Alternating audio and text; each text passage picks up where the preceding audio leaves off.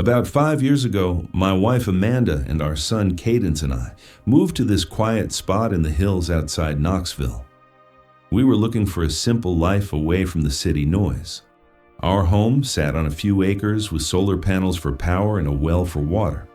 We weren't tied to the grid, just us and the land. The driveway wound up from the main road, shared with the empty lot next door. For a long time, it felt peaceful. Then Jed showed up. He bought the place next to ours, a small cabin he fixed up quickly. At first, he seemed normal. One afternoon, I saw him unloading boxes from his truck. I walked over with a plate of Amanda's cookies. Hi there, I said. I'm Cody from next door. Welcome to the neighborhood. He wiped sweat from his brow and looked. Jed, he replied, shaking my hand firmly. From up north. Needed a change. We chatted for a bit. He mentioned driving trucks for a living, how he liked the space out here. I told him about our setup, how we grew some veggies and kept chickens. If you need anything, just holler, I offered. Things went fine for a week or two, but then I noticed him pacing along the edge where our properties met. He had a tape measure marking spots with stakes. One day, he knocked on our door. Cadence answered, but I came right out. Cody, Jed said, holding a map. This line here, it's wrong. Your fence cuts into my land by 10 feet. I frowned.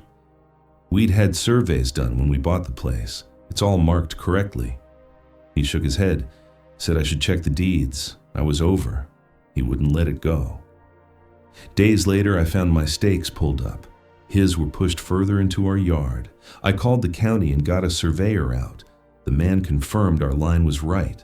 Jed watched from his porch, arms crossed. When the surveyor left, Jed marched over. That guy's wrong, he snapped. I know my rights, Jed. It's official, I said. Let's drop it. He stared hard. This ain't over. After that, the little things started. I'd catch him staring at our house through his windows, sometimes with binoculars. At night, I'd hear his truck idling near the driveway, lights off. Amanda got nervous. Cody, he's watching us, she whispered one evening as we sat on the porch. I tried to calm her. He's just lonely. I'll talk to him again. But talking made it worse. He began complaining about everything. Our chickens clucked too loud, he said. Cadence playing outside bothered him. One time the boy was riding his bike near the shared drive when Jed yelled from his yard. Hey kid, stay off my side. Cadence pedaled back fast, eyes wide. Dad? He sounded mad. I confronted Jed that afternoon. Leave my son alone, I warned. He's just a boy. Jed smirked. Teach him boundaries. The harassment built slow. He'd blast music late, aimed at our house. Trash appeared on our side of the line like he tossed it over. I found footprints around our well one morning, fresh in the dirt. Amanda, lock the doors tonight, I said. She nodded, pale. What if he does something? I didn't sleep much. Every creak made me sit up listening. One night, I saw a shadow move near the chicken coop. I grabbed my flashlight, went out quiet. Jed stood there shining his own light inside. What are you doing? I demanded. He turned slow, heard noises, thought it was coyotes. On my property, he shrugged. Lines are blurry. I told him to get off. He walked away, laughing low. Weeks passed like that, tension thick. Other folks nearby, like Charlie and Robin down the hill, had troubles too. Charlie told me over coffee. Jed's been at us about the road, says we drive too fast, called the cops twice. Why is he like this? I asked. Charlie sighed. Some people bring their problems with them. I started recording everything just in case, set up a camera by the driveway, caught Jed pulling stakes again in the middle of the day, showed it to the sheriff. They warned him, but he denied it. Then came the sign. Jed called me a hillbilly once, mocking our simple ways. So I painted Hillbilly Holler on a board and nailed it by our gate. Thought it might lighten things. Instead, he ripped it down. That night, I heard the wood crack, looked out to see him stomping back to his cabin. Amanda begged me to sell. It's not safe, Cody, but this was our home. We built it. The breaking point hit one hot afternoon. Cadence and I were hammering together a new chicken coop. He held the nails, smiling. "Dad, can we get more hens?" "Sure, buddy," I said. Then Jed's truck roared up the drive. He jumped out, face red, charging at us. "You think you're funny with that sign?" "Jed, calm down," I said, stepping in front. He shoved me hard. I stumbled back, hit the ground. Cadence yelled, "Dad!" Jed loomed over, eyes wild. "You will die," he hissed, voice low and cold. Before I could stand, he grabbed the mattock from my tools, that heavy pick with the sharp end. He swung it down fast. Pain exploded in my face, blood everywhere. My ear tore, teeth cracked. I screamed, rolling away. Cadence ran inside, crying for Amanda. She called the cops while I clutched my head, world spinning. Jed stood there a second, breathing heavy, then dropped the tool and drove off. At the hospital, doctors stitched me up. "You're lucky," one said. "An inch closer. It'd be worse." My face hurt bad, swollen and bruised. Couldn't eat solid food for weeks. Amanda sat by my bed holding my hand. "He almost killed you." The police arrested Jed the next day at his job, charged him with attempted murder. He claimed self-defense. Said, "I attacked first, but my camera caught it all. The shove, the threat, the swing." In court, things dragged. Witnesses from the neighborhood spoke up about his temper, the disputes. Charlie said he's been troubled since day one. Jed's lawyer argued he felt threatened, living alone out there. But the judge saw the video.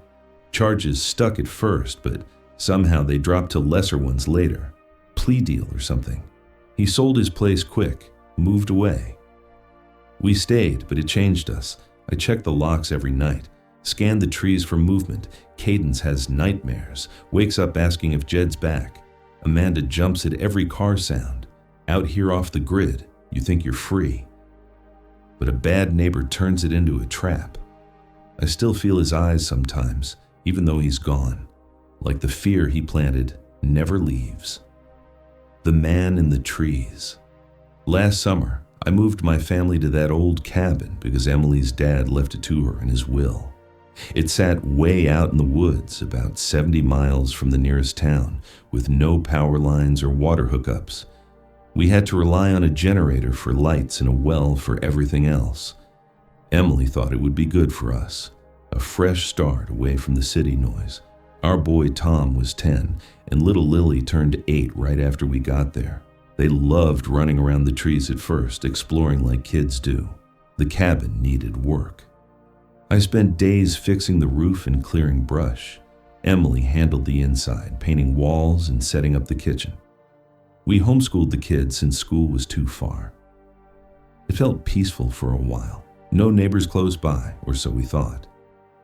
The closest store was a 20-minute drive to Walter's place, this old gas station with shelves of canned goods and tools. Walter was friendly, always chatting about the area. "Watch out for folks who wander," he said once when I bought some wire. "Some people live rough out here." One afternoon, Tom and Lily came running back from playing in the woods. "Dad, there's a man watching us," Tom said out of breath. Lily nodded, her eyes wide. "He just stood there behind a tree." I figured it was their imagination, but I walked out with them to check. Nothing, no tracks, no sign. I told them to stay closer to the cabin. A few days later, the generator sputtered and died in the evening. I went out with a flashlight to fix it. The cap was loose, like someone tampered with it. Fuel had leaked everywhere. I tightened it, got it running again. Emily worried it was animals, but I started wondering. That night, I sat up late listening. The woods were quiet, but I felt eyes on the place. Next morning, Walter at the store asked how we were settling in. I mentioned the generator. He frowned. "Might be Marty. Lives a couple miles through the trees, keeps to himself. Heard he's got a temper. He killed his ex back in the 80s, got off on some technicality, been hiding out ever since." I asked more, but Walter just shrugged. Best not to poke around. The kids saw the man again that week. Lily described him, tall, scruffy beard, old coat. He waved at us, but not nice, she said. Tom added, he had a gun on his belt. I told Emily we should talk to him, set boundaries. She didn't like it. What if he's dangerous? But I couldn't let it go. I hiked out one day, following a faint path. Found a rundown shack with junk piled outside. A man stepped out. Marty, I guessed. He looked at me hard. What you want? He grumbled. I'm from the cabin down the way, I said. My kids say they've seen you around. Just want to make sure everything's okay. He stared, then spit on the ground. Kids shouldn't wander. This is my land. It's not, I said, calm. But we can stay out of each other's way. He grunted and went inside without another word. I walked back, feeling uneasy. That night, the generator failed again. This time, cables were yanked loose. I fixed it, but anger built up. Someone was messing with us. Emily and I argued about it. We should leave, she whispered in bed. For the kids. Not yet, I said. We can handle this. The real trouble came a Saturday. The kids were playing near the edge of the woods. I heard screams, ran out, saw Tom and Lily bolting toward me, faces pale. He's chasing us, Tom yelled, with a gun. I grabbed my rifle from inside, heart racing, pushed the kids to Emily, told her to lock up. Then I headed into the trees. Branches scratched my arms as I moved fast, heard footsteps ahead. Hey, I shouted. Stop! Marty burst out from behind a bush, shotgun in hand. It was sawed off, illegal looking. He pointed it at me. Your brats trespassed, he snarled. Told you to keep them away. They're kids, I said, raising my rifle slow. Put that down. He laughed, a mean sound. You think you own this? I was here first. We stood there, guns aimed, seconds stretching. Sweat trickled down my back. I thought of Emily and the kids alone at the cabin. Back off, I said firm, or I'll shoot. He lowered his gun a bit, eyes narrowing. This ain't over. Then he turned and vanished into the woods. I rushed back, shaking. Emily met me at the door, hugging the kids. What happened? She asked. He chased them with a shotgun, I said. We need help. We drove to town right away, found the sheriff's office. Sheriff Harland listened, nodding. Marty's known around here. Let's check it out. They went to his shack that afternoon. I waited at the cabin, pacing. Emily kept the kids inside, doors locked. Hours later, the sheriff called. You were right to come in, he said. Found something bad. What? I asked. His wife's body, buried shallow behind the shack, shot multiple times. Looks old, maybe years. I sat down hard. His wife? Yeah, and we dug into records. Marty killed her ex-boyfriend back in the 80s. Got off on some technicality. Been hiding out ever since. They arrested him that day, charged with murder, plus the threats to us. The kids were scared for weeks, asking if he'd come back. Lily drew pictures of the man in the trees. Tom stopped playing outside much. We stayed in the cabin, but it changed everything. Emily homeschools now, and I keep the rifle loaded. Walter at the store shook his head when I told him. Lucky you caught it early, he said. Could have been worse. Sometimes at night I hear branches snap outside. I tell myself it's deer or wind, but I check anyway. Flashlight in hand, rifle ready. Out here, you never know who's watching from the woods. 10 acres of trouble. Last year, I bought this small cabin in the woods looking for some quiet after years in the city. The place sat on 10 acres far from the main road with power from solar panels and water from a well. My closest neighbors lived about a mile away, a couple who kept to themselves. They ran an off-grid setup too, no electricity from the grid, growing their own food, hunting for meat. I met them once when I first moved in.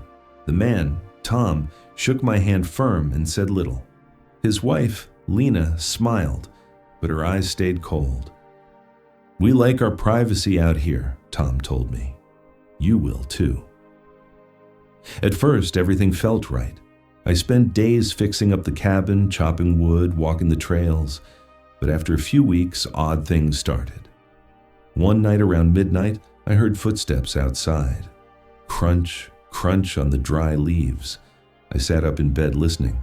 The steps circled the cabin slow, like someone checking the windows. I grabbed my flashlight and looked out, but saw nothing. No animals, no people. I figured it was a deer or maybe a coyote, but the next morning I found boot prints in the mud near my porch. Big ones, like a man's. They led from the trees and back into the woods toward Tom's place. I walked over there that afternoon. Tom was splitting logs in his yard. "Hey," I said, "you hear anything last night?" Footsteps around my cabin. He stopped, wiped sweat from his face. Number. Why? Found prints. Looked like someone walked around my place. Lena came out then carrying a basket of vegetables. "Probably just wildlife," she said. "We get all sorts out here." I nodded, but it didn't sit right. Their yard looked neat. Tools hung on the barn wall, but something about how they glanced at each other made me uneasy. I went home and locked my doors tighter that night. A couple of days later, it happened again, footsteps closer this time. I heard a soft thump against the wall, like a hand testing the wood. My dog, Buddy, growled low from his bed. I whispered, "Quiet, boy." But he kept at it, ears up. I peeked through the curtain. A shadow moved near the trees, tall and thin. It stood there for a minute, then slipped away. My pulse raced. I waited until dawn to check outside. More prints, fresh ones, circling the cabin and stopping under my bedroom window. I called the sheriff's office. The deputy who answered sounded bored. Out there in the hills could be hunters or kids messing around. "We'll send someone by when we can." No one came that day. I drove into town for supplies and asked at the general store. The old guy behind the counter leaned in. "Tom and Lena, they've been out there forever. Keep to themselves. Heard stories, though. Folks say they don't like newcomers much. Watch your back." That night, I couldn't sleep. I sat in the dark with a shotgun across my lap, Buddy at my feet. Around 2 o'clock in the morning, a rock hit the roof. Thunk, then another. Thunk! Buddy barked sharp. I jumped up, flipped on the porch light. "Who's out there?" I yelled. Silence. Then a voice from the woods, low and rough. "Hey." My skin went cold. It sounded like Tom, but twisted. I shouted back, "Tom, you?" No answer. Another rock sailed over, landing near the door. I fired a warning shot into the air. Boom! The echoes rolled through the trees. Everything went quiet after that. I stayed up until sunrise, shaking. The next morning, I marched to their place again. Tom was fixing a fence. Lena watched from the porch. "You throw rocks at my cabin last night?" I asked straight. Tom looked up slow. "What?" "No, we were asleep. I heard a voice. Sounded like yours." He laughed, but it came out forced. Must be the wind playing tricks. Or maybe you got coyotes mimicking sounds. Happens out here. Lena stepped closer. "You sure you're cut out for this life? City folks sometimes hear things that aren't there." I stared at them. Their faces gave nothing away, but I saw a fresh mud streak on Tom's boots, same as the prints by my window. I turned and left without another word. Things got worse after that. I started finding small things moved around outside. My axe leaned against a different tree. A chair on the porch turned to face the woods. One evening, as I chopped wood, I felt eyes on me. I looked up and saw a figure in the trees, gray clothes blending with the bark. It stood still watching. I called out, "Hey, what do you want?" The figure ducked back and vanished. I ran after it, but the woods swallowed any trail. That night, more footsteps, more rocks. Buddy whined and paced. I barricaded the door with a chair. I went to the sheriff again in person this time. The deputy listened, took notes. "We'll check on Tom and Lena, but without proof." It's hard. They visited my place later that day. "No signs of anything," the deputy said, "but we'll talk to your neighbors." I waited. That evening, Tom showed up at my door. His face looked hard. "Heard the law came by. You accusing us of something." "Just want to know who's messing with me," I said. He stepped closer.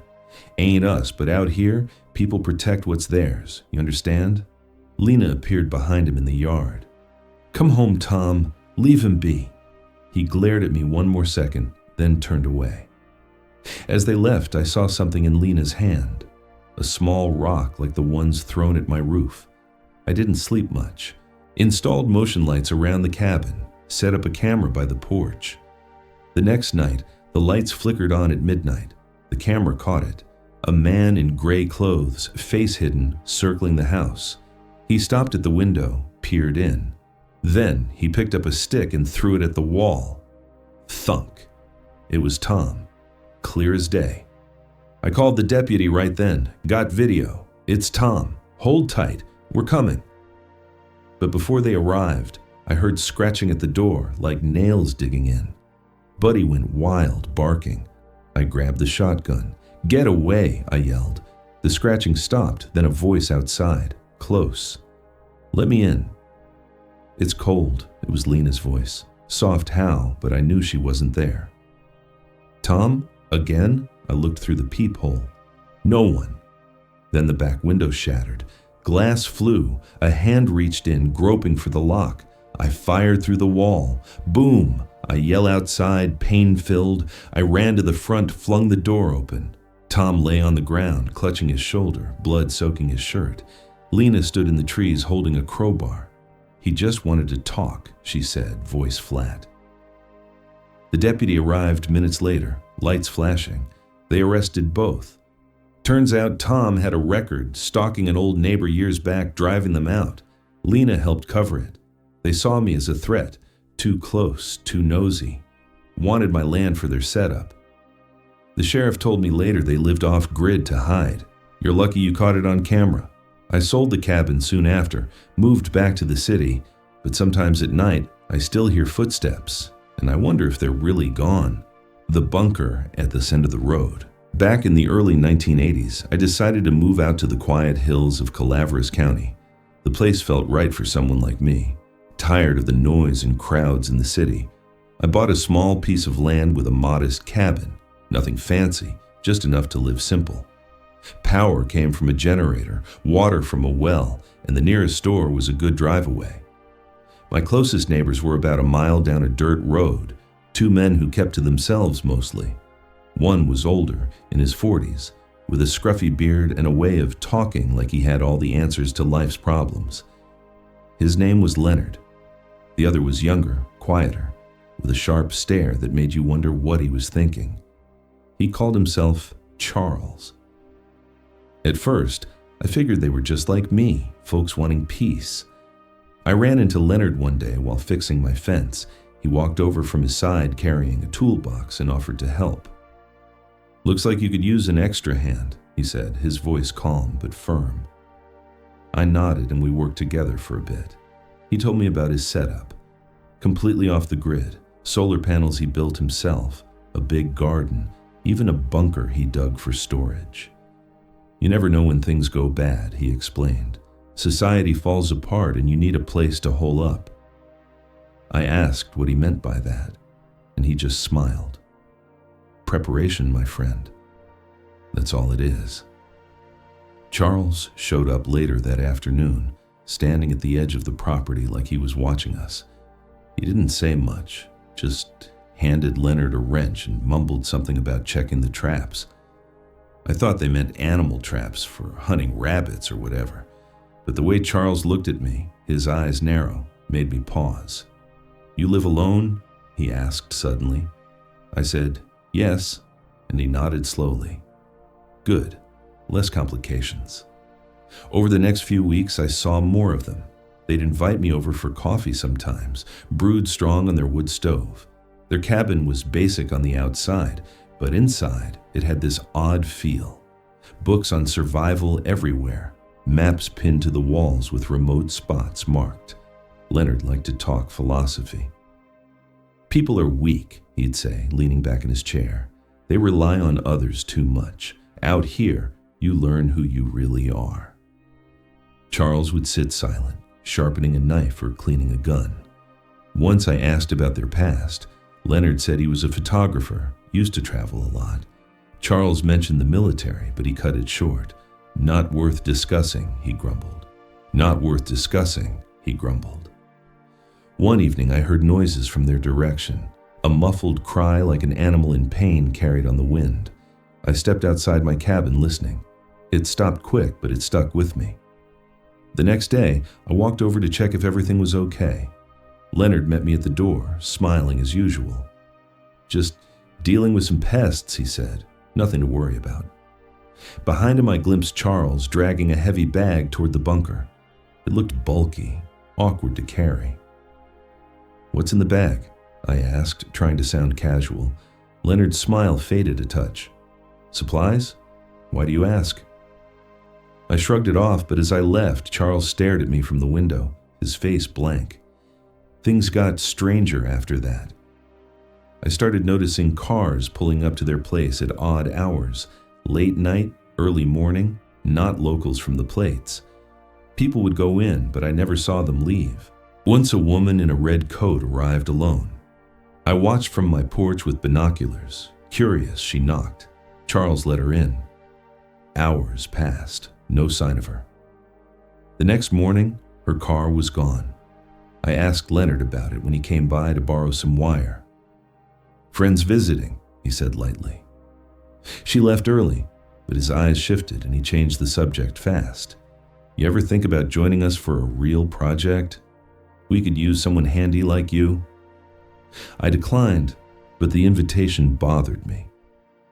That night, I couldn't sleep. Around midnight, another sound, a scream, human this time, cut short. I sat up, grabbing my flashlight. My hands shook as I dressed and stepped out. The road to their place was dark, no lights. I crept closer, staying off the path. From the trees, I saw their cabin lit dim. Shadows moved inside. Then, a thump, like something heavy hitting the ground. I inched nearer, heart racing quiet. Through a side window, I caught a glimpse. Charles standing over a figure on the floor, tied up. Leonard was there too, holding a tool I couldn't make out. The figure whimpered, and Leonard whispered something I couldn't hear. I backed away slow, careful not to snap a twig. Back at my cabin, I locked the door, pushed furniture against it. What had I seen? A game? Something worse? I thought about calling the sheriff, but the phone line was spotty out here. And what proof did I have? The next day, everything seemed normal. Leonard waved as he drove past in his truck, but I noticed fresh dirt piles near their bunker, like they had been digging. A week later, they invited me again. "Come for dinner," Leonard said, stopping by my place. "We got fresh meat." His tone was friendly, but Charles stood behind him, arms crossed. I made an excuse about feeling sick. Leonard's face hardened. "Suit yourself, but don't be a stranger." As they left, Charles turned and said, "Lo, we know you watch us. That did it." I packed a bag that night, planning to drive to town at dawn and talk to authorities. But around 3 a.m., footsteps crunched outside. I peered through the curtain. 2 figures approached, Leonard and Charles carrying rifles. "Open up," Leonard called. "We need to talk." I stayed silent, gripping my own gun. Charles circled the cabin, testing windows. "He knows too much," I heard him say. Leonard laughed soft. "Then we'll handle it." I waited, breath shallow. They tried the door, rattled it hard. When it held, they whispered plans. "Bunker," Leonard said like the others. My mind raced. The screams, the visitors who vanished, the dirt. They were killers, hiding bodies right next door. I aimed through the window, but they moved back, melting into the shadows. Minutes dragged, then engine noise. Their truck starting, driving away. I didn't wait. Grabbed my keys, ran to my car. As I sped down the road, headlights flashed behind me. Their truck gaining fast, I pushed the pedal, curves twisting sharp. They rammed my bumper once, twice. My car swerved, tires screeching ahead. A bridge over a ravine. I floored it, crossed just as they hit again. My rear tire blew, car spinning. I jumped out, rolled into bushes. They stopped, doors opening. "Where is he?" Charles growled. I ran through the woods, branches whipping my face. Gunshots echoed, bullets whizzing past. I hid behind a rock, listening. Footsteps neared. Leonard's voice, "Come out, We can make this quick. I held still, praying. Then, distant sirens. Someone must have heard the shots, called it in. The footsteps paused, retreated. Their truck roared off. Police arrived soon after. I told them everything. They searched the neighbor's place. What they found: bodies in the bunker, tools for torture, videos of the killings. Leonard swallowed poison when cornered in town. Charles fled but got caught later. Turns out they'd been at it for years, luring people with ads, promises of work or adventure. 11 confirmed dead, maybe more. I sold my land, moved back to the city, but sometimes I wake up hearing those footsteps, wondering if I missed something. Out there in the remote hills, people like them blend in too easy. Neighbors just a mile away, hiding horrors in plain sight.